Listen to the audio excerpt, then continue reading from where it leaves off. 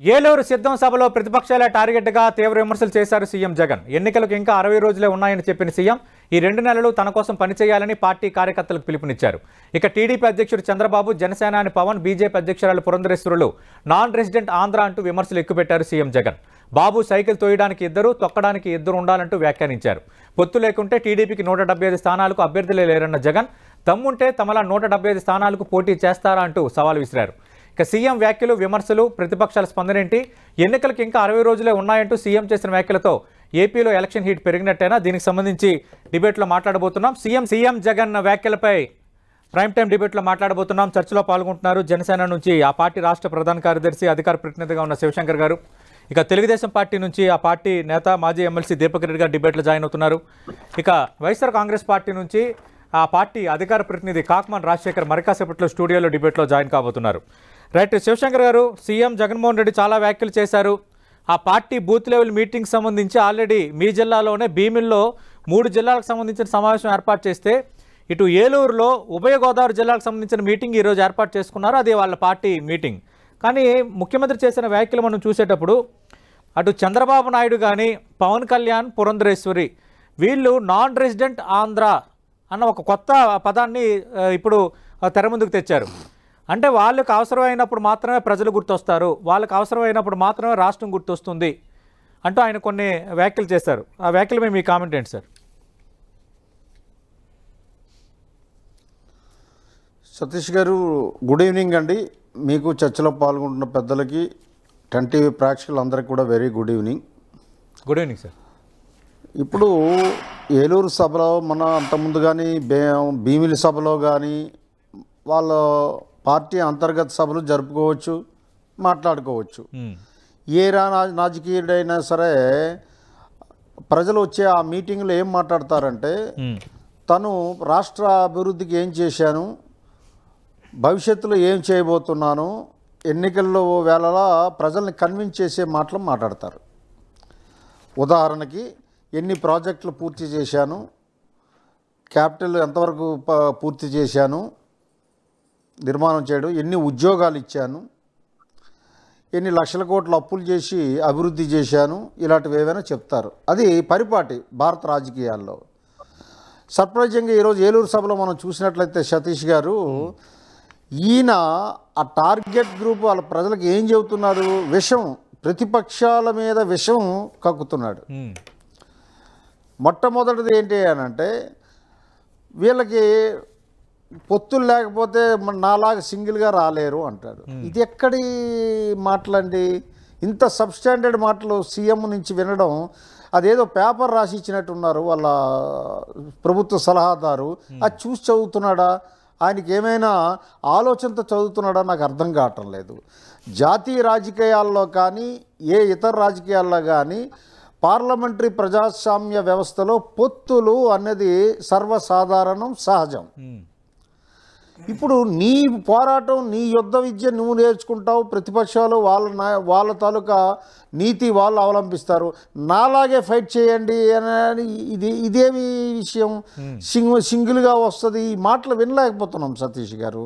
ఎంతకని చెప్పడం నోరు పీకుతుంది. అతనికి లేకపోయినా మాలాంటి నాయకులకు కూడా కొంచెం సిగ్గు అనిపిస్తుంది. ఎవ్రీ టైము ఇదే పాడిన పాటే పాడుతున్నాడు ఆయన, పాసిపల్లలోడ్లాగా. ఇదే మాట, ఇదే డైలాగ్ డెలివరీ. ఇంకా అంతకుమించి ఆయన దగ్గర ఏ కంటెంట్ లేదు. ఆ కంటెంట్ లేక ఆయన మాట్లాడే తీరు చాలా అసహ్యకరంగా ఉంటుంది. రెండవది, నాన్ రెసిడెంట్ ఆంధ్రాస్ అని అంటాడు ఆయన. ఏమిటండి ఇది? అసలు భారత రాజ్యాంగం ఇవన్నీ చదువుతున్నాడు, చట్టాలు చదువుతున్నాడు ఆయన. ఎవరు రాసిస్తున్నారు? పవన్ కళ్యాణ్ గారు మంగళగిరిలో ఆఫీస్ ఉంది, ఆఫీసులోనే ఆయన నివాసం ఉంటున్నారు, ఆఫీసులో ఉండే రన్ చేస్తున్నారు. ఆఫీస్ రిజిస్టర్డ్ పార్టీ అంటే ఎలక్షన్ కమిషన్ ఆఫ్ ఇండియా, దానికి ఒక అడ్రస్ ఉంది. అది ఒకటి. రెండవది, ఈయన ఒక పదం ఉచ్చరించాడు, నాన్ రెసిడెంట్ ఆంధ్ర అని. ఎక్కడుందండి అది? అసలు భారతదేశంలో సింగిల్ సిటిజన్షిప్ యాక్ట్ ఉందన్న విషయం ఆయనకి తెలుసా లేదా? నాకు అనుమానం వస్తుంది. ఈయన చట్టాల మీద అసలు ఏం అవగాహన లేదు. సీఎం అయిపోయి అధికారం చెలాయిస్తున్నాడు తప్ప ఈయనకేం అవగాహన ఉండేటట్టయితే ఆ పదం మాట్లాడ్డాడు. ఒక సీఎం అంత సబ్స్టాండర్డ్ మాటలు మాట్లాడడం అన్నది చాలా అసహ్యకరంగా ఉంది, బాధాకరంగా ఉంది. అంటే ఆంధ్ర రాష్ట్రం ఇటువంటి ముఖ్యమంత్రిని ఈరోజు ఎన్నుకున్నదా అన్న ప్రపంచం అంతా చూస్తుంది. రెండోది, సంక్షేమ పథకాలు నేను కానీ గెలవకపోతే ఉండవు అని అంటారు. మీరెవరండి సంక్షేమ పథకాలకి? ఆదేశిక సూత్రాలు అన్నది భారత రాజ్యాంగంలో పెట్టింది బాబాసాహెబ్ అంబేద్కర్ గారు. ఏ ప్రభుత్వం వచ్చినా సంక్షేమ పథకాలు ఇచ్చి తీరాలి. సోషల్ ఎకానమిక్ ఈక్వాలిటీకి, సోషల్ ఈక్వాలిటీకి డైరెక్టివ్ ప్రిన్సిపల్స్ నేను పెడుతున్నాను. ప్రతి రాష్ట్రాల బాధ్యత అని ఆ రోజు బాబాసాహెబ్ అంబేద్కర్ గారు చెప్పారు. ఆ బాధ్యత నువ్వు చేసావు, నీ ముందున్న ప్రభుత్వాలు చేశాయి, కాంగ్రెస్ కానీ తెలుగుదేశం కానీ. ఏదో నువ్వు కొత్తగా ఏదో కనిపెట్టి చంద్రమండలం నుంచి ఎక్కడి నుంచో దాన్ని తెచ్చి ఇక్కడ పెట్టినట్టు చెప్తారేటండి? మాట్లాడడానికి సిగ్గు ఉండాలి కదా సార్.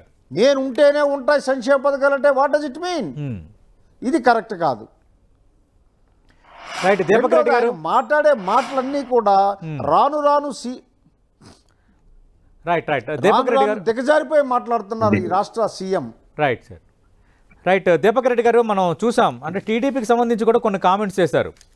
సైకిల్ తొక్కడానికి ఇద్దరు కావాలి, సైకిల్ తొయ్యడానికి ఇద్దరు కావాలి, పొత్తులు లేకపోతే, పొత్తు పెట్టుకోకపోతే 175 స్థానాల్లో తెలుగుదేశం పార్టీకి అభ్యర్థులే లేరు. ఇది సీఎం చేసిన కామెంట్స్. ముఖ్యమంత్రి గారు ఈరోజు అనేక సార్లు ఆయన భాషలోనే సిద్ధమా సిద్ధమా అని అంట రాగాలు తీస్తా చెప్తా ఉండే. ఖచ్చితంగా ఆంధ్ర రాష్ట్ర ప్రజలు సిద్ధంగా ఉండరు ఈ పార్టీని బయట పంపించేదానికి అని చెప్పి నా ఓపెనింగ్ కామెంట్స్ తో. ఇక్కడ ఒకటండి, సీఎం గారు సభ ఈ రోజు పెట్టినప్పుడు ఇంటర్మీడియట్ ఎగ్జామ్స్ కూడా అక్కడ వాయిదా వేయటం జరిగింది. మీరు అక్కడ డయాస్ నుంచి చూస్తే అది ఆ స్టేజ్ ప్రజల్లోకి పోయేది లేదు. దాదాపు 3 లెవెల్ సెక్యూరిటీస్ తో పైన ఊపుకుంటా పోవటం. సో గత ఎలక్షన్స్ ముందు ప్రజల్ని ముద్దు పెట్టి నేను ఉన్నాను మీకు అని చెప్పి అప్పటి నుంచి ఇప్పటిదాకా ప్రజల్లోకి పోకుండా కనీసం ఇప్పుడు ఎలక్షన్స్ అప్పుడు కూడా ఏ విధంగా వారు ప్రజల నుంచి దూరంగా ఉండరో మనకు అర్థమవుతా ఉంది. కానీ తమాషా అయిన ఏంటంటే, నేను 124 సార్లు బటన్ నొక్కాను, మీరు ఒక్కసారి నాకు నొక్కండి అని చెప్పి అడుగుతా ఉంటారు. 2 సార్లు, ఒకటి అసెంబ్లీకి, ఒకటి లోక్సభకి. ఆయన చెప్పినదే ముఖ్యమంత్రి మాట్లాడింది. నేను 124 సార్లు బటన్ నొక్కి సంక్షేమ పథకాలు అందించాను, మీరు కేవలం 2 సార్లే బటన్ నొక్కండి అన్నారు. అంటే ఒకటి లోక్సభకి, ఒకటి అసెంబ్లీకి అని. ఒక విధంగా మనం చూస్తే నేను ఇచ్చినా మీరు నాకు ఇది అని చెప్పి ప్రజల్ని లంచం ఇచ్చినాను, నాకు రిటర్న్ ఏదన్నా ఏంటి అని అడుక్కున్నట్టు అనిపిస్తా ఉంది నాకు. అన్నిటికన్నా ఆశ్చర్యం ఏంటి అని అంటే, కంటిన్యూగా ప్రతి పథకము ఏదో ఒకటి చెప్పటము, మీ జగన్ మీకు ఇచ్చినాడు అని అంటారు. జగన్మోహన్ రెడ్డి గారు ఏమన్నా పులివెందల నుంచి, ఇడుకులపై నుంచి ఈ అమౌంట్స్ అన్ని తెచ్చిచ్చినారా అండి? ఇది మన రాష్ట్ర ధనము ప్రజాధనమే కదా. ప్రజాధనం ప్రజలకి ఇస్తూ జగన్ ఇస్తున్నాడు అని చెప్పి ప్రజల్ని బిచ్చగాళ్ళలాగా పోర్ట్రే చేసి జగన్ ఏమో ఆయన సొంత ఆస్తి ఇచ్చిన విధంగా మాట్లాడుతున్నాడు. ఇది చాలా తప్పు. ఎందుకు అని అంటే, గవర్నమెంట్ లో కేవలము ముఖ్యమంత్రి గారు హీఈస్ అన్ అడ్మినిస్ట్రేటర్. సో ప్రజలకి భిక్షగాళ్ళకి వేసినట్టు జగన్ మీకు ఇస్తున్నాడు సొంత డబ్బులు ఇచ్చిన విధంగా వారు మాట్లాడటం అనేది చాలా తప్పుగా నాకు అనిపించింది. ఇంకోటి ఏమన్నారు ముఖ్యమంత్రి గారు, దాదాపు 2,55,000 కోట్లు సంక్షేమం ఇప్పటిదాకా చేసినాము అని చెప్పి ఒక ఫిగర్ టోటల్ గా క్వాంటిఫై చేసి వారు చెప్పడం జరిగింది. సో మీరు ఈ ఫిగర్ ముఖ్యమంత్రి గారి నోట్ నుంచే వచ్చింది కనుక ఈ టోటల్ అండ్ పర్సంటేజ్ ఆఫ్ ఈ రోజు మన బడ్జెట్, మన అర్నింగ్స్ మీరు చూసుకొని ఒక పర్సంటేజ్ మీరు తీసుకుంటే, ఈ గత 5 సంవత్సరాలుగా తెలుగుదేశం ప్రభుత్వం టైంలో సంక్షేమానికి ఖర్చు పెట్టిన దానికన్నా చాలా తక్కువ ఈ పర్సంటేజ్. దయచేసి ఆంధ్ర రాష్ట్ర ప్రజలు దయచేసి గమనించాలా అని చెప్పి నేను కోరుకుంటున్నాను. తర్వాత ఇన్ని రోజులు ముఖ్యమంత్రి గారు ఏమంటుండారు, మాకు స్టార్ క్యాంపెయినర్లు టీడీపీకి మాకు చాలా మంది స్టార్ క్యాంపెయినర్లు ఉన్నారు, మాకు ప్రజలే స్టార్ క్యాంపెయినర్లు అని ఇప్పుడు అన్నాడు. ప్రతి ఒక్కరిని బతిమలాడుకుంటున్నాడు. మీరు ఒక్కొక్కరు 100 మందికి పోయి చెప్పండి అని బతిమలాడుకుంటున్నారు.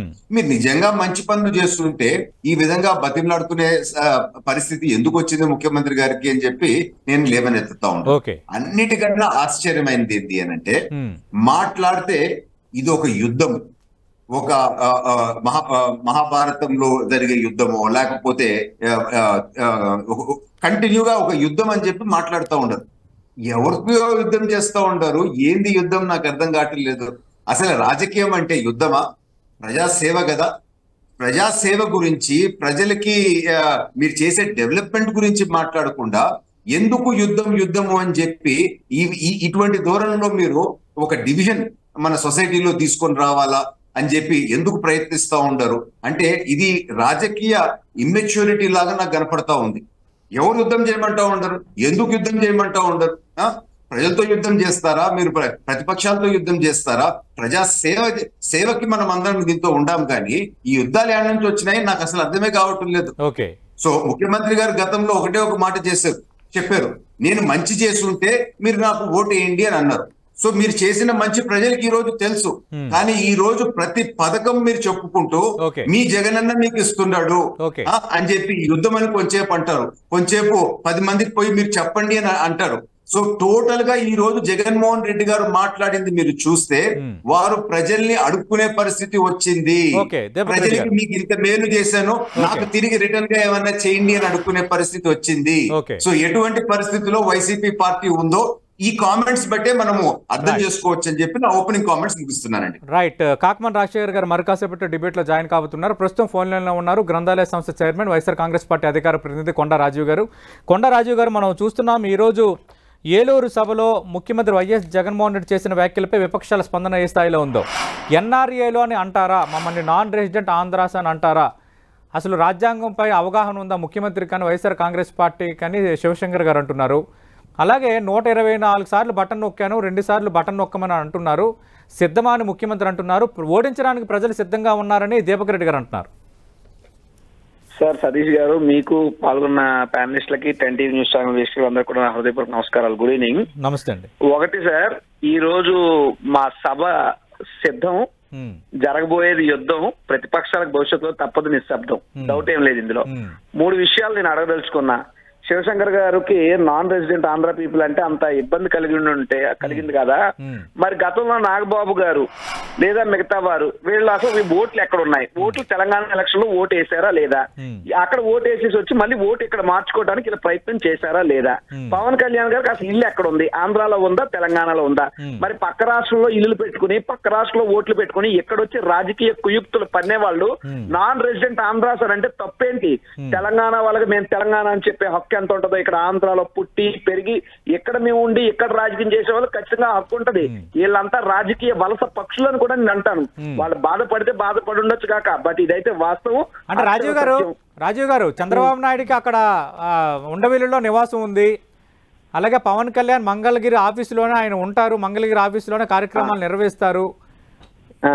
వాళ్ళు ఎన్ఆర్ఏలు ఎలా అవుతారని శివశంకర్ గారు అడుగుతున్నారు.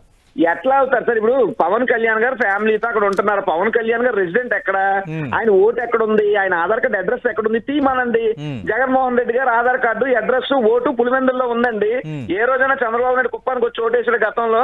ఎప్పుడు తెలంగాణలో కదా ఉండేవారు, హైదరాబాద్ లో కదా ఉండేవారు వాళ్ళంతాని.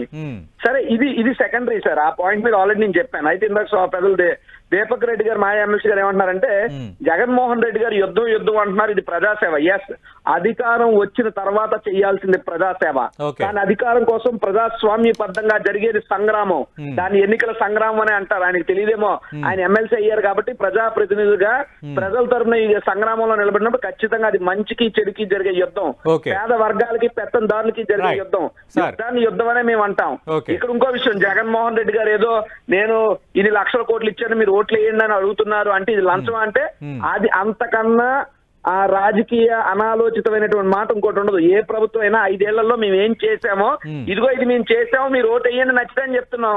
నాది సింగిల్ పాయింట్ ఛాలెంజ్ తెలుగుదేశానికి కానీ జనసేనకు కానీ.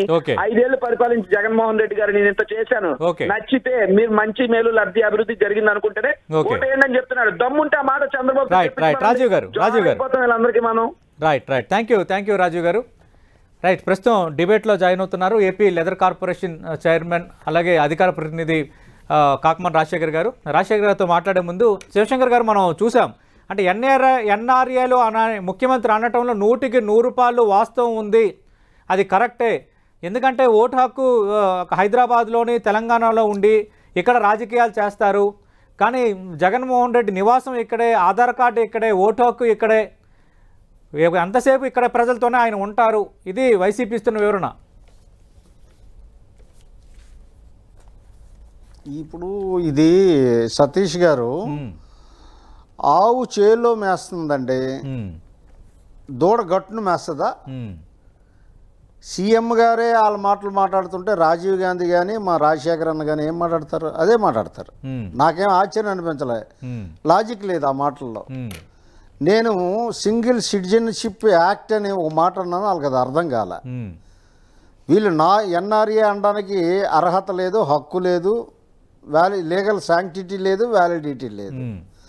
ఏదో శబ్దాలు వాడి దాని నుంచి ప్రజల్ని రెచ్చగొట్టి లబ్ధి పొందాలని దూరాలోచనలతో మాట్లాడుతున్నారు తప్ప అది అసందర్భ ప్రలాపన అంటాను నేను. అది కరెక్ట్ కాదు. అది సరే, వాళ్ళు ఏం మాట్లాడుకున్నా వాళ్ళ విద్యుత్కి విడిచిపెట్టేస్తాను, అనవసరం. అది ఇక్కడే ఉన్నారా, లేదంటే ఇక్కడే రేషన్ కార్డు తీసుకున్నారా, ఇక్కడ ఇది కాదండి. ప్రజలకి మీరు ఏం చేశారు? 5 సంవత్సరాలు మీకు అధికారం ఇస్తే మీరు ప్రజలకు ఏం చేశారు? అది ముఖ్యం. మీరు రాష్ట్రాన్ని సర్వనాశనం చేసేసి మేము ఇక్కడే ఉన్నామండి, ఆంధ్రలో ఉన్నామండి, ఇక్కడే నివాసం ఉన్నామండి, ఆధార్ కార్డు ఇక్కడే అడ్రస్ ఉందండి, ఈ చిల్లర సామాను మాటలు తగ్గించుకోవాలి వైసీపీ వాళ్ళు. ఇక్కడ పాలసీస్ మీద, లాజిక్ మీద మీరు చేసే చట్ట ప్రకారం ఏ పనులు చేశారు? చాలా అధ్వానమైన పరిపాలన. ఇప్పటికిప్పుడే ఒక ఎంఆర్ఓని చంపేశారు ఎవరో. రాష్ట్రంలో శాంతి భద్రతలు ఎంత అధోగతి పాలైపోయానంటే ఉద్యోగులకి రక్షణ లేదు, ప్రజలకి రక్షణ లేదు, బడుగు బలహీన వర్గాలకు రక్షణ లేదు, స్త్రీలకు రక్షణ లేదు. వీళ్ళు మాట్లాడతారు మేము ఎంతసేపు 124 బటన్లు నొక్కాం, మీరు ఒక 2 బటన్లు నొక్కండి. ఏమిటండి ఇది ప్రజాస్వామ్యమా లేదు అంటే పులివెందల స్వామ్యమా? నాకు అర్థం కావటం లేదు. మీరు మాట్లాడేది ఏంటి? ప్రజల్ని చూసి మాట్లాడేది ఏంటి? కింద పేపర్ చదువుకొని ఎవరు రాసిస్తే చదవడానికి ఆ ముఖ్యమంత్రి ఉన్నది. ఇది కరెక్ట్ కాదు, మంచి సంప్రదాయం కాదు, సంస్కృతి కాదు. రైట్. ముఖ్యమంత్రి వ్యాఖ్యలపైన తీవ్రస్థాయిలో ధ్వజమెత్తున్నారు తెలుగుదేశం పార్టీ, జనసేన, కాకమన్ రాజశేఖర్ గారు. అంటే ఇక్కడ యుద్ధం అంటున్నారు. యుద్ధం కాదు, ప్రజాస్వామ్యంలో ప్రజాసేవ. నేను చేసిన సేవకు ఓట్లేయమని అడగొచ్చు, కానీ ప్రజలు సిద్ధంగా ఉన్నారని సభ పేరు పెట్టుకున్నారు, కానీ ప్రజలు సిద్ధంగా ఉన్నారు మిమ్మల్ని ఓడించడానికని దీపక్ రెడ్డి గారు, శివశంకర్ గారు అంటున్నారు. అలాగే ఎన్ఆర్ఏలు అని ఒక సంబోధన ఈరోజు ముఖ్యమంత్రి చేశారు. పవన్ కళ్యాణ్, పురంధరేశ్వరి, చంద్రబాబు నాయుడు ఎన్ఆర్ఏలు నాన్ రెసిడెంట్ ఆంధ్రాసు, ప్రజలతో అవసరం ఉన్నప్పుడు మాత్రమే వస్తారు, ప్రజల కోసం ఎల్లకాలం ఉండరు. ఇది ముఖ్యమంత్రి చేసిన కామెంట్. దాన్ని కూడా తప్పుపడుతున్నారు. సార్ ఒకటి అంటే ప్యానల్లో ఉన్నటువంటి పెద్దలందరూ కూడా ముందుగా నమస్కారాలు. ఇప్పుడు వీళ్ళు అధికారంలో ఉన్నారు, బీజేపీ అధికారంలో ఉంది, లేదా జనసేన అధికారంలో ఉంది, తెలుగుదేశం పార్టీ అధికారంలో ఉంది గత 5 సంవత్సరాలు. ఒకవేళ 4 సంవత్సరాలు వీళ్ళు కలిసి ఉండొచ్చు, తర్వాత విడిపోవచ్చు. కానీ వీళ్ళు ఇచ్చినటువంటి 650 హామీలు వీళ్ళు ఏమైనా నెరవేర్చారా? ఇప్పుడేదో పెద్ద మనుషుల్లాగా మాకేమీ తెలియదు, ఇప్పుడే పార్టీ పెట్టుకొని ఇప్పుడే ప్రజల్లోకి వచ్చి ఇప్పుడే ప్రజలకు మేము వాగ్దానాలు చేస్తున్నాము, కొత్తగా ఏదో పైనుంచి ఇప్పుడు ఊడిపడినట్టుగా వీళ్ళు మాట్లాడుతుంటే ఆశ్చర్యంగా ఉందండి. వీళ్ళు వాగ్దానాలు చేసింది, వీళ్ళు గత 5 సంవత్సరాల్లో వీళ్ళు 650 హామీలు ఇచ్చారు. ఈ 650 హామీలు ప్రత్యేక హోదా కూడా ఉంది రాష్ట్రానికి, అనేక అంశాలు ఉన్నాయి. అవన్నీ కూడా నెరవేర్చలేక ప్రజల చేత తిరస్కరించబడి 4 ఏళ్ల ముందే జనసేన పార్టీ బయటకు వచ్చింది. 5 సంవత్సరాలు తెలుగుదేశం పార్టీ ఉంటూ 4 సంవత్సరాల దాకా అలాగే ఉండి 5వ సంవత్సరం కేంద్రం మీద యుద్ధం ప్రకటిస్తున్నాం అన్నట్టుగా మాట్లాడారు. కాకపోతే వాళ్ళు ఒకవేళ హామీలు నెరవేర్చుంటే 650 హామీలు ఇచ్చినట్టు వెబ్సైట్లో పెట్టినటువంటి దాన్ని ఎందుకు తీసేసేదండి? కాబట్టి మా హామీలు చూడండి, మేము ఇచ్చి మా మేనిఫెస్టోలో ఉండి మీరు ఈ రోజుకి చూడొచ్చు. ఈ 5 సంవత్సరాలు ఇప్పటి వరకు కూడా మా మేనిఫెస్టో అంతే ఉంటుంది. ఎందుకు? చిత్తశుద్ధిగా ఇచ్చిన మాట నెరవేర్చారు కాబట్టి జగన్మోహన్ రెడ్డి గారు ఈ రోజుకైనా ఎక్కడ కావాలంటే అక్కడ మా మేనిఫెస్టో దొరికే పరిస్థితుల్లో మేము పెట్టుకున్నాం. వాళ్ళ మేనిఫెస్టో చూడండి, లేదా వాళ్ళు పరిపాలనించిన 5 సంవత్సరాల్లో, నేను ఇంక్లూడింగ్ జనసేన కూడా చెప్తున్నా, 4 ఏళ్లలో ఒక్క పథకం చెప్పమానండి. లేదా చంద్రబాబు నాయుడు గారు 14 సంవత్సరాల్లో ఈ పథకం చెప్పగానే చంద్రబాబు నాయుడు గారు గుర్తొస్తారనేటువంటి పథకం ఒక్కటి. అంటే రాజ్యాంగంలో ఆదేశిక సూత్రాలు ఉంటాయి. ఆదేశిక సూత్రాల ప్రకారం సంక్షేమం చేయడం అనేది ప్రభుత్వ విధి. మేమే సంక్షేమ కార్యక్రమాలు చేసాం, ఇంకెవరు చేయలేదు, మేమే సంక్షేమ పథకాలు చేసామంటే ప్రజలు మీకు అధికారం ఇచ్చినప్పుడు మీ బాధ్యత అది. దాన్ని ఏదో గొప్పగా ఏదో చేసేసాము, మిగతా వాళ్ళు చేయలేరు అన్నట్టుగా మాట్లాడడం కరెక్టేనా? ఇది ఇందాక మీరు రాకముందు శివశంకర్ గారు లేవనెత్తింది. సంతోషం సార్. రాజ్యాంగం కల్పించినటువంటి హక్కే. రాజ్యాంగం కల్పించినటువంటి హక్కుని గత 5 సంవత్సరాల్లో ఎందుకు నెరవేర్చలేకపోయారు? ఎందుకు ఎస్సీ ఎస్టీ బీసీ మైనార్టీలని అగ్రవర్ణంలో ఉన్నటువంటి పేదల్ని ఎందుకు ఆదుకోలేకపోయారు? జన్మభూమి కమిటీలు పెట్టి ఎందుకు దోచుకున్నారు? ఈ రోజు మరి 2,55,000 కోట్ల రూపాయలు డైరెక్ట్ గా బెనిఫిషరీకి వాళ్ళ అకౌంట్కి వేసినటువంటి చరిత్ర ఈ దేశంలో ఎక్కడ లేని పరిస్థితుల్లో జగన్మోహన్ రెడ్డి గారు చేశారే. మరి వీళ్ళు ఎందుకంటే జన్మభూమి కమిటీలు పెట్టి ఎందుకు దోచుకున్నారు? ఓకే, డెత్ సర్టిఫికేట్ ఇవ్వాలన్నా డబ్బు కట్టాలా, లేకపోతే బర్త్ సర్టిఫికేట్ కన్నా డబ్బులు కట్టాలా, లేదా మరొక సర్టిఫికేట్ అన్నిటికీ ఇస్తా రాజ్యంగా దోచుకున్నారే. ఈ రోజు జగన్మోహన్ రెడ్డి గారు ఏం చేశారండి? డైరెక్ట్ గా డోర్ డెలివరీ దాదాపు 600 పైబడినటువంటి అంశాలలో ప్రతి పనిలో డైరెక్ట్ గా డోర్ డెలివరీ ఎందుకు చేస్తున్నారు? వీళ్ళు ఒకవేళ లాస్ట్ 5 years లో పెన్షన్ ఇవ్వాలనుకోండి, వీళ్ళకి లంచాలు ఇవ్వాలి జన్మభూమి కమిటీ. ఎందుకు ఇవ్వలేకపోయారు వీళ్ళు? ఈ రోజు మరి ఇంత డబ్బు ప్రజల కోసం ఖర్చు పెట్టినటువంటి పరిస్థితి ఆయన సొమ్మ ఈయన సొమ్మ. రాజ్యాంగం కల్పించిన హక్కు అయితే వీళ్ళకి రాజ్యాంగం గత 5 సంవత్సరాలు కల్పించలేదు హక్కు. రాజ్యాంగం ఒక్క నిమిషం సార్ రాజ్యాంగం కల్పించినటువంటి అయినా వీళ్ళ రాజ్యాంగానికి తుట్టు పొడిచి తొంగలో దొక్కినటువంటి పరిస్థితులు గత 5 సంవత్సరాలు వీళ్ళు చేశారు. అది అలా ఉంచితే సార్ మరి వీరు మాట్లాడుతూ ఉన్నారు. ఇంకొక మాట, మరి ప్రజాస్వామ్యమా పులివెందుల స్వామ్యమా అంటే నాకు అర్థం కావట్లా. ప్రజాస్వామ్యమే కదండి. ఇప్పుడు ప్రజాస్వామ్యం అనేది ఆంధ్ర ప్రజలు ఇప్పుడు స్పష్టంగా చూస్తున్నారు. గ్రామ స్వరాజ్యం అనేటువంటి దాన్ని స్పష్టంగా చూస్తున్నారు. ఏదైతే ప్రజలకు అందాలో, ఏదైతే ప్రభుత్వం నుంచి చెందాలో ప్రతి ఒక్కటి కూడా ఇంట్లో కూర్చొని ఈరోజు వాళ్ళకి అందిస్తున్నటువంటి పరిస్థితుల్లో వాలంటీర్ వ్యవస్థ ద్వారా, లేదా మరి విలేజ్లకు సంబంధించినటువంటి సెక్రటేరియట్ల ద్వారా మరి ఇన్ని కార్యక్రమాలు నిర్వహిస్తున్నటువంటి సందర్భం. ఈవెన్ హెల్త్ కూడా ఫ్యామిలీ డాక్టర్స్ అంటే గొప్ప గొప్ప వాళ్ళకి ఉంటారు ఫ్యామిలీ డాక్టర్స్. ఈ రోజు పేదవాడికి కూడా ఫ్యామిలీ డాక్టర్ ఉన్నటువంటి పరిస్థితులు ఉన్నాయి. తర్వాత వచ్చేసి నాన్ రెసిడెంట్స్ అన్నారు, నాన్ రెసిడెంట్స్ ఆఫ్ ఆంధ్ర. ఇది కరెక్టే కదండి. పవన్ కళ్యాణ్కి ఇల్లు లేదే, పవన్ కళ్యాణ్ గారికి ఇల్లు లేదు, చంద్రబాబు నాయుడు గారికి లేదు ఇల్లు, లేదా పురంధేశ్వర గారికి లేదు. బీజేపీ తగ్గిస్తే ఈ ఎవరికి చెప్పండి, వీళ్ళు ఎవరు సొంతగా అక్కడ ఉండి సొంత ఇల్లు కట్టుకున్నటువంటి పరిస్థితి. పురంధేశ్వరి స్వగ్రామమే పరుచూరు కదా, ఊళ్ళు కాదండి. వాళ్ళు ఉంటుంది ఎక్కడ అనేది వాళ్ళు మా జిల్లానే తెలుసు. కానీ ఏనాడో వదిలిపెట్టిపోయిన చంద్రబాబు నాయుడు సొంతూరు కుప్పం, ఆయన చంద్రబాబు నాయుడు కొండవెల్లిలో నివాసం ఉంది కదా. అదే సార్ నివాసం. పురంధరేశ్వరి గారు విజయవాడలో ఇల్లు ఉంది. పురంధేశ్వరి గారు చంద్రబాబు నాయుడు పవన్ కళ్యాణ్ కు మంగళగిరి ఆఫీస్ లో అక్కడే ఒక ఇల్లు లాంటి రూమ్ ఫెసిలిటీస్ ఉన్నాయి సార్. చెప్పుకోవడానికి ఎన్నేం చెప్పుకోవచ్చు సార్. చంద్రబాబు నాయుడు గారు ఉంటుంది అంటే అక్రమ కట్టడంలో, లేదా ఎవరో దాంట్లో కట్టింది అక్రమం కట్టిన దాంట్లో ఆయన నివాసం ఉంటున్నాడు. ఆయనకి సొంత ఇల్లు లేదు. కాకపోతే మేము ఒక్కటి మాట్లాడదలుచుకున్నా సార్, మోడీ గారు ఈ విషయం ఎందుకు మాట్లాడవలసి వచ్చిందంటే వీళ్ళు లేదా కొన్ని పత్రికలు కలిసి వీళ్ళంతా కూడా విషయం చిమ్మేటువంటి ప్రయత్నం చేస్తున్నారు. జరిగేటువంటి అభివృద్ధి సంక్షేమ కార్యక్రమాలని వీళ్ళు ప్రజలకి మరి వేరే మార్గంలో తప్పుదారి పట్టిస్తున్నారు. చేసిన అభివృద్ధి సంక్షేమాన్ని తక్కువ చేసి తప్పుడు దోవ పట్టిస్తున్నారు, ప్రజలని విష ప్రచారం చేస్తున్నారని అంటున్నారు రాజశేఖర్ గారు.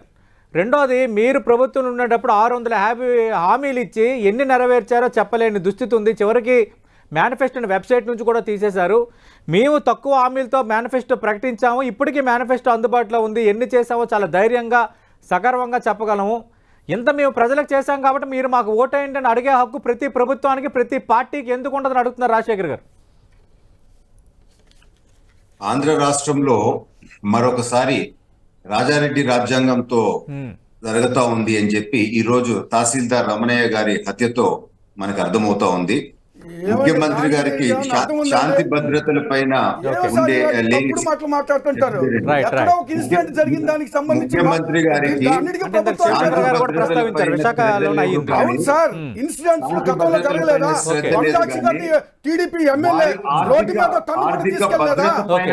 శ్రద్ధ ఉంది అన్నట్టు మనకి అర్థమవుతా ఉంది. హత్య చేయలేదా వాళ్ళు? దళితులు ఊచకొత్త కోయలేదా? ఏమంటారు? ఏ రాజ్యాంగం అంటారు? దాన్ని మీ టర్న్ అయిపోయింది కదా, మళ్ళీ ఎందుకు అడ్డుపడుతున్నారు? Right right right okay okay okay okay కొద్దిగా అర్థంగా మాట్లాడండి. Right right right okay okay okay ఎట్లా చేయాలో ముందు కాకమాన్ గారు, కాకమాన్ గారు. చుట్టాలని మీకు ఇచ్చిన కాకమాన్ గారు, కాకమాన్ గారు. మాట్లాడండి. రైట్ రైట్ రైట్ మాట్లాడండి. అడ్డెందుకు పడతారు చెప్పండి. Please please one by one మాట్లాడదాం. దీపక్ రెడ్డి గారు అదే అసలు మీకు డిబేట్ మేనర్స్ నేర్చుకోండి ముందు దయచేసి. తెలుసుకోవాలి ఫస్ట్. మీకన్నా ముందు మీరు మాట్లాడేటప్పుడు మేము right disturb right right okay okay మేము మాట్లాడేటప్పుడు అడ్డెందుకు పడుతుంది మీరు? రైట్ రైట్ రైట్ ఒక్క నిమిషం please please please please please one by one మాట్లాడదాం. రైట్ రైట్ రాజశేఖర్ గారు ఒక్క నిమిషం ప్రతిపక్షం మేము మాట్లాడేటప్పుడు ఈ బాధ్యత మీ మీద ఉంది. దీపక్ రెడ్డి గారు మాట్లాడండి. రైట్ రైట్ నిజాయితీగా మాట్లాడండి, ఉన్న మాట మాట్లాడండి. రైట్ రైట్ రైట్ మీరు ఫస్ట్ ఇనేది నేర్చుకోండి. ప్రభుత్వాన్ని చుట్టారా మీరు? అడ్డుపడకండి. రైట్ రైట్ రైట్ రాజశేఖర్ గారు మేము చెప్పే తప్పు రైట్ రైట్ దీపక్ రెడ్డి గారు రైట్ రైట్ సబ్జెక్ట్ లోకి వచ్చేయండి సార్. రైట్ రైట్ సబ్జెక్ట్ లోకి వచ్చేయండి సార్ దీపక్ రెడ్డి గారు please come to the point. Okay clear గా ఆంధ్ర రాష్ట్రంలో శాంతి భద్రతల పైన శ్రద్ధ లేదు ముఖ్యమంత్రి గారికి, కానీ వారి ఆర్థిక భద్రత మీద శ్రద్ధ చూపిస్తున్నారు అని మనకు అర్థమవుతా ఉంది. ఆంధ్ర రాష్ట్రంలో సిన్సియర్ గా పనిచేసే ఆఫీసర్స్ ఈ రోజు పనిచేసే పరిస్థితిలో లేరు. ఎందుకు అని అంటే వీళ్ళు చేసే దౌర్జన్యాలు, వీళ్ళు చేసే ఒత్తిడి ప్రకారము సిన్సియర్ అనే వాళ్ళు ఈ రోజు పనిచేయలేని పరిస్థితి ఈ రోజు ఆంధ్ర రాష్ట్రంలో ఉంది అని మనకు అర్థమవుతా ఉంది. తప్పుడు ప్రచారం వైఎస్ఆర్ సంబంధించిన వాళ్ళు చేస్తారు. మేమేదో మా మేనిఫెస్టోని ఎక్కడో దాచిపెట్టినాము అని చెప్పి ఈ అసత్య ప్రచారం చేస్తున్నారు. నేను ఈ రోజు ఛాలెంజ్ చేస్తా ఉన్నాను, మీరు ఆన్లైన్ పోయి టీడీపీ మేనిఫెస్టో అని చెప్పి కొట్టండి, మీకు పాత మేనిఫెస్టోలు ఆన్లైన్ దొరుకుతాయి. కానీ మేమేదో దాచిపెట్టేసినాము అని చెప్పి చెప్తారు. నేను కొట్టి చూశాను. టీడీపీ మేనిఫెస్టోస్, పాత మేనిఫెస్టోస్ ఇప్పుడు నెట్ పైన దొరకకపోతే మేము అబద్ధ ప్రచారం చేసినామని చెప్పి ఒప్పుకుంటారా రాజశేఖర్ గారు అని చెప్పి నేను ఈ రోజు ఛాలెంజ్ చేస్తా ఉన్నాను. తర్వాత మేమేదో గతంలో తప్పుడు కమిట్మెంట్స్ ఇచ్చినాము అని చెప్పి అది కూడా అసత్యంగా మాట్లాడుతా ఉన్నారు. వాస్తవంగా జగన్మోహన్ రెడ్డి గారు పాదయాత్ర అండ్ ఎలక్షన్స్ అప్పుడు వారు చేసిన కమిట్మెంట్స్ అన్ని సాక్షి పేపర్ ఫుటేజ్ ప్రకారం మేము తీసి చూస్తే 730 కమిట్మెంట్స్ వారు ఇవ్వటం జరిగింది. దాంతో 621 కమిట్మెంట్స్ ఇంతవరకు వారు ఫుల్ఫిల్ చేయలేదు. అంటే more than 85% commitments Jaganmohan Reddy గారు ఎలక్షన్స్ ముందు ఇచ్చిన మాట అయిపో వస్తుందా కానీ 5 సంవత్సరాలు ఇంతవరకు చేయలేదు అని అంటే వారి నిజాయితీ, వారి నీతి, ఈ ప్రభుత్వం చేసిన కమిట్మెంట్స్ ప్రజలకి మోసం చేసింది ఏందో ఒకసారి ప్రజలు గమనించాలా అని చెప్పి నేను కోరుతున్నాను. మరొకటి, ప్రతిసారి మేము బటన్ కొట్టినాము, అవి చేసినాము, ఈ చేసినాము అని చెప్పి మభ్య పెడతా ఉన్నారు. నేను క్లారిటీతో చెప్తా ఉన్నాను, నేను లెక్కలేసి చెప్తా ఉన్నాను. మేము ఇచ్చిన సంక్షేమానికి ఖర్చు పెట్టిన పర్సంటేజ్, అంటే ఆదాయానికి మనం ఖర్చు సంక్షేమానికి పెట్టిన పర్సంటేజ్ మీరు చూస్తే వైఎస్ఆర్ పార్టీ తెలుగుదేశం పార్టీ పెట్టిన దానికన్నా తక్కువ ఖర్చు పెట్టింది. ఇది నేను ఛాలెంజ్ చేస్తా ఉన్నాను. మేము ఒక రూపాయి అన్నా ఎక్కువ పెట్టినాము అని చెప్పి నిరూపించగలుగుతారా అని చెప్పి వైఎస్ఆర్ వాళ్ళకి నేను ఓపెన్ గా ఛాలెంజ్ చేస్తా ఉన్నాను. తర్వాత ఈ రోజు ప్రజా సమస్యలు 5 సంవత్సరాలు అయిపోయినాయి కదా, మీరే చెప్తున్నారు కదా మేమేదో కరెక్ట్ గా చేసామని చెప్పి. శాండ్ అన్నా లిక్కర్ అన్నా మీరు తీసుకోండి, గతం తెలుగుదేశం ప్రభుత్వంలో వచ్చిన ధరల కన్నా 4 నుంచి 6 రెట్లు ఈ రోజు ప్రజల దగ్గర నుంచి ఎక్కువ మీరు వసూలు చేయటం లేదా? ల్యాండ్ అండ్ మైన్ మాఫియా ఏ విధంగా దోచుకున్నారో మన కళ్ళ ముందు కనపడుతులేదా? ఇది వాస్తవాలు కాదా? ప్రజలందరికీ ఇది తెలియదా అని చెప్పి నేను ఈ రోజు సూటిగా ప్రశ్నిస్తున్నాను. కానీ ప్రజా సమస్యల గురించి మీరు మాట్లాడకుండా 5 సంవత్సరాలు మీరు అధికారంలో ఉండి ఈ మెయిన్ సమస్యల్ని దాటువేసి ఎన్ఆర్ఐ అని అంటారు. లేకపోతే పవన్ కళ్యాణ్ గారు ఏడ భోజనం చేశారో, పవన్ కళ్యాణ్ గారు ఏడ కొనుక్కున్నారో అది ముఖ్యమా? నేను ఈ రోజు అడుగుతా ఉన్నాను. మీరు 5 సంవత్సరాలు మీరు అధికారంలో ఉండి సమస్యల మీద మాట్లాడండి, మీరు ఏం చేశారో మాట్లాడండి. అవి మాట్లాడకుండా డైవర్ట్ చేసి ఈ చిన్న అంశాల లోపలికి పోయి ఎందుకు ప్రజల్ని మీరు డైవర్ట్ చేయాలని చెప్పి చూస్తున్నారు. ఇది సరైన విధానం కాదు అని చెప్పి మేము తెలుసుకుంటా నేను ముగిస్తున్నాను. కాకమాన్ రాజశేఖర్ గారు, అటు ఇది రాజారెడ్డి రాజ్యాంగం అని అడుగుతున్నారు దీపక్ రెడ్డి గారు. అలాగే ఇప్పుడు విశాఖలో జరిగిన ఎంఆర్ఓ హత్యపై కూడా ఈరోజు టీడీపీ, జనసేన చాలా పార్టీ నేతలు మాట్లాడుతున్నారు. శాంతి భద్రతలు లేవు రాష్ట్రంలోని, ఇది ప్రస్తుత పరిస్థితి అంటూ దాన్ని ఒక అంశంగా మలుస్తున్నారు. సార్, ఇప్పుడు శాంతి భద్రతల గురించి వీళ్ళు మాట్లాడుతూ ఉంటే విచిత్రంగా, వింతగా, ఆశ్చర్యంగా, అసహ్యంగా ఉంది ఒక మాటతో చెప్పాలంటే.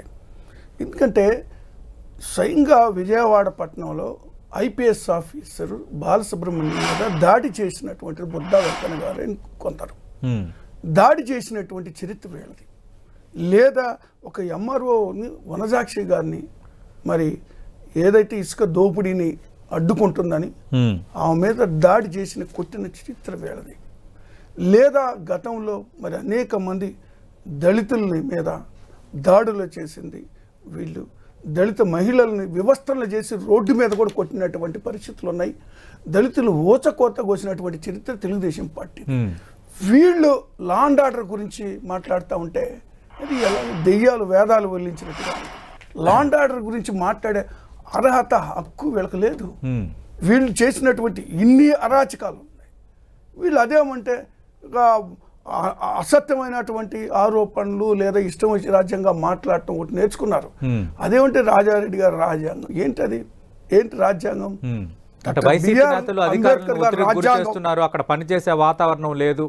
ఇది దీపక్ రెడ్డి గారు ఈరోజు డాక్టర్ బిఆర్ అంబేద్కర్ గారు రచించినటువంటి రాజ్యాంగాన్ని తూచా తప్పకుండా అమలు పరుస్తున్నటువంటి ఏకైక వ్యక్తి జగన్మోహన్ రెడ్డి గారు ఈ దేశంలోనే.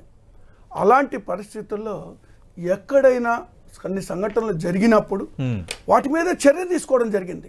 ఇమ్మీడియట్గా వాళ్ళని అరెస్టులు చేయడం, కేసులు పెట్టడం ఎక్కడైనా జరిగితే అది సమాజంలో మార్పు కొంత రావాలి సార్. దళితుల మీద జరుగుతున్నటువంటి కొన్ని విషయాలు అయితే మరికొన్ని విషయాలు అయితే సమాజంలో కూడా మార్పు రావాలి.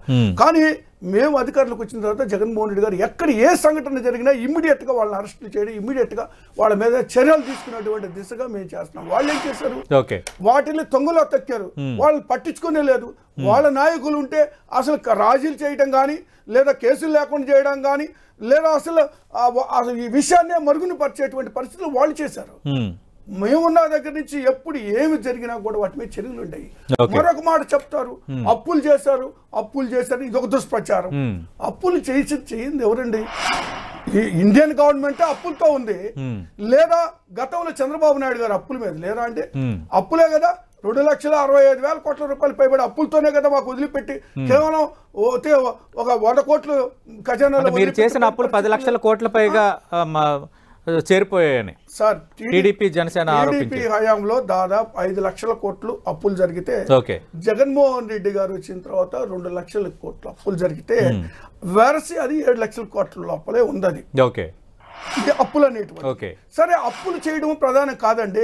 తెచ్చిన అప్పులు వాళ్ళు దోచుకున్నారు జన్మభూమి కమిటీల ద్వారా, లేదా వీళ్ళ నాయకులు ఇష్టారాజ్యంగా దోచుకున్నారు. మేము చేసింది ఏంటి? మేము తెచ్చినటువంటి అప్పులు ప్రతి పైసా కూడా ప్రజలకు చెందిన, పేదవాళ్ళకి చెందిన. వీళ్ళకు దోచుకోలేదా మేము? శివశంకర్ గారు, ఈరోజు సీఎం జగన్ చేసిన మరో ఇంట్రెస్టింగ్ కామెంట్ ఏంటంటే, ప్రజలు కృష్ణుడు పాత్ర పోషించి అర్జునుడు అయిన నన్ను కౌరవుల నుండి రక్షించాలి అని పిలుపునిచ్చారు. ఆయనకి భారతం మీద అవగాహన లేదు. ఎపిక్స్ మీద వాటి మీద అసలు ఆయనకేం తెలిసినట్లు లేదు. ఎందుకంటే ప్రజల కృష్ణుడు ఏంటి, ఈయన కౌరవుల్ని ఏంటి, అది పొంతం లేదు. పొంతం లేని మాటలు రాసి ఇచ్చిన వాళ్ళు కూడా నేను ఆయన తప్పట్ను. సతీష్ గారు పాపం ఆయన చూసే చదువుతున్నాడు. ఆయన సొంత మైండ్లోంచి వచ్చింది కాదు. అంటే రామాయణం మహాభారతంలో ఉన్న విలన్లందరూ ఇతర పార్టీల్లో ఉన్న చంద్రబాబు కోవట్లు ఏకమయ్యారు. ఇది కూడా ఆయన కామెంట్ చేశారు. ఇప్పుడు ఏదో కామెంట్లు సేక్ కోసం కామెంట్ చేయడం, అది దాన్ని మధ్యలో కురుక్షేత్రం, మహాభారతం, అర్జునుడు, కృష్ణుడు, పెద్ద పెద్ద డైలాగ్ కటౌట్లు పెద్ద తేవడం. కంటెంట్ లేకపోతేనే కటౌట్ల మీద ఆధారపడతారు. వీళ్ళ దగ్గర కంటెంట్ లేదు. కటౌట్లు పెట్టి ఏదో కాలక్షేపం చేద్దామని చూస్తున్నారు. బ్యూరోక్రసీని బెదిరిస్తున్నారు వీళ్ళు. ఇప్పుడు ఎంఆర్ఓ చనిపోతే ల్యాండ్ మాఫియా, అసలు వైజాగ్లో ల్యాండ్ మాఫియా ఎట్లా చెలరేగిపోతుందో ఇందాక మా రాజశేఖర్ అన్న చాలా అసలు అంబేద్కర్ రాజ్యాంగాన్ని ఈ దేశం మొత్తం మీద అమలు చేసిన వాడు మా జగన్మోహన్ రెడ్డి గారు అనడం నాకు చాలా ఆశ్చర్యం వేస్తుంది. అంటే ఈ పీపుల్ లైక్ రాజశేఖర్ గారు ఇలా మాట్లాడడం చాలా ఆత్మవంచన పరాకాష్ట. దళితులకు ఎంత అన్యాయం జరిగిందో ఆయనకు తెలుసు, కానీ బయటికి డైలాగ్ డెలివరీ వేరేగా ఉంటుంది. లోన అంతర్మదనం ఒకలాగా ఉంటుంది, డైలాగ్ డెలివరీ ఒకలాగా ఉంటుంది. ఇలా నలిగిపోతున్నారు. నాలోది మీరే చెప్తారు. ఇంకొకటి చెప్తున్నానండి, ఇప్పుడు మీకు అలా ఉంటుంది అనుకోని మీరు నేను ఉంటానని అనుకుంటున్నారు. నాకు అర్థమైపోతుంది కదా, కాదండి నాకు అర్థమైపోతుంది నా మనసులో ఏముందో మీరు చెప్తున్నారు. అర్థమవుతుందండి. మీ మనసులో మాట అని చెప్పండి. ఐ కెన్ రీడ్ అండి. మరి పవన్ కళ్యాణ్ గారి మనసులో ఏముందో ఒక మాట చెప్పండి చూద్దాము. సర్ప్రైజింగ్ థింగ్ చెప్తాను, మనం మాట ఫోన్లో మాట్లాడుకుందాం, డిబేట్. శివశంకర్ గారు మాట్లాడండి. ఇంకోటి మనం సర్ప్రైజ్ థింగ్, వీళ్ళు ఐఏఎస్ ఐపీఎస్ఎల్ని ఎలా బెదిరిస్తున్నారంటే సతీష్ గారు, తిరుపతి కలెక్టర్గా లక్ష్మీ షా జాయిన్ అయ్యాడు ఆయన. బోమన కరుణాకర్ రెడ్డి ఇంటికి వెళ్ళి పుష్పగుచ్చం ఇస్తాడండి. ఇది ఎక్కడున్నా ఉందండి? కోడ్ ఆఫ్ కాండక్ట్ ప్రకారం కలెక్టరు ఆ జిల్లా క్యాబినెట్ మినిస్టర్ని కలవాలి, లేదు చీఫ్ సెక్రటరీని కలవాలి. Bhumana Karunakar Reddy is related